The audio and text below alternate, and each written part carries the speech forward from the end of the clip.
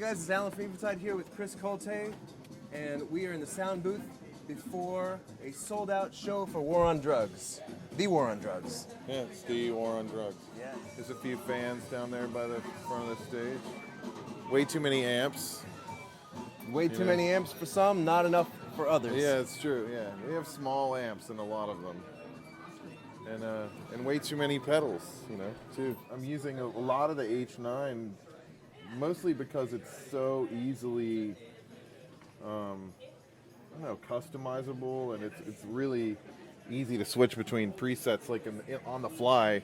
Okay. There's times during the set where I do that mid-song, Really? between like lines of a verse and a chorus, for example. If I'm in this one and I don't change anything and then I go to this one, it's like instantaneous. For what I'm using it for, controlling it from an iPad live, I'm using it on vocals a lot. All of these are the algorithms, and then inside of each one of those, there's a bunch of presets. And you've just been putting it right here on the board for shows, huh? And it's just kind of like right there as almost part of the board. It's actually totally part of the board. And that's the other thing that's really cool about it. It's awesome that it's over here. I have something here that's like, as tactile as any knob. Like a lot of times with plugins and stuff in the computer, you go to click a knob and like this doesn't if you touch this, you can kind of touch it all over and it's not going to fuck up your program too much, but you have to actually grab it. It's like a knob. There's tons of technology stuff that you get it and you're like, great, that sounds cool, and I never use it. People send us stuff all the time. They're like, try this out, and it's like the learning curve is too steep, or it's just not that user friendly in like a real world situation. And to me, this is like, obviously it's not as tactile as turning a physical knob, but it's not that. Look at that. It's like, that's not that much different than doing this. It's like real-time automating effects, basically. It's cool. Crazy. I use the PC60 room all the time. This is basically what I'm using for this band here on the drums. And then I open this thing up. Maybe I would even use a little pre-delay if the room is really, really dry and dead, just to give it a little more size. But this is it, and I'll change the decay, because I can really easily.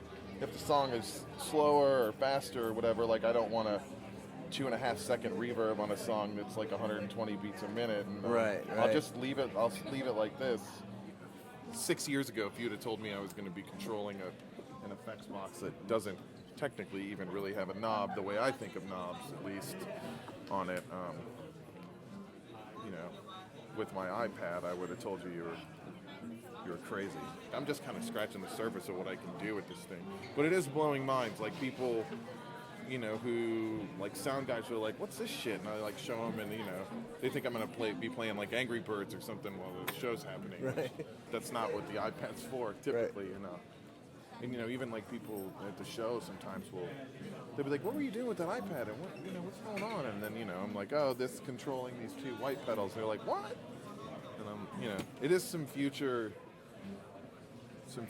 type stuff, Chris, we appreciate your time. Yeah. This is great. Thanks for giving us the run through here. Dude, thank you so much. I'm so glad to be a part of the family, to be honest. Been an Eventide fan since I was a kid. Hey, me too. Right, yeah. So I think a lot of us have. Yep, It's like, absolutely. I grew up listening to those, like reading about Tony Visconti that said that H3000 fucks with the fabric of time. I don't know why that's not on your website. Maybe the best quote about any piece of audio gear Ever. ever. Yeah.